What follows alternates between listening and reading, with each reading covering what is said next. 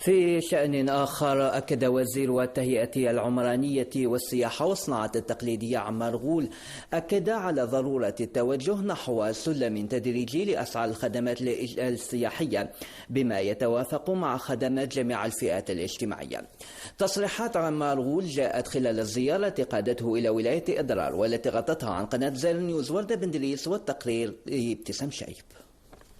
وضع سلم لأسعار الخدمات السياحية وفق مداخيل الجزائريين والسائح الأجنبي بات أكثر من حتمي بعيدا عن سوق الخدمات السياحية ال5 نجوم التي رسمت صورة القطاع على مدار العقود الماضية.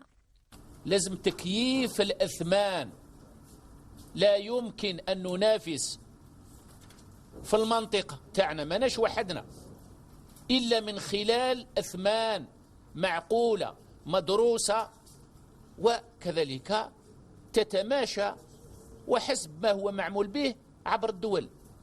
لازم كذلك فضاء صحي. وهنا ما ننساش عندنا كاين تجربة تاع يعني الكثبان الرملية، تطبيب من خلال الكثبان الرملية. تيميمون الواحة الحمراء إحدى أقطاب الامتياز السياحية التي يعول عليها للنهوض بالسياحة الصحراوية وتوسيع نطاق الإشعاع الخدمات نحو باقي مناطق الجنوب الكبيرة، بالنظر إلى الاستثمار السياحي المكثف الذي تشهده المنطقة خلال السنوات الأخيرة. تكييف الخدمات وحاجيات السياحة الداخلية. 2. تكييف الخدمات مع السياحة للأجانب. كذلك في هذا الإطار هذا القرية السياحية راهي تعيش في محيط، وعليه لازم من القرية السياحية مع المحيط تاعها يكون برنامج سياحي.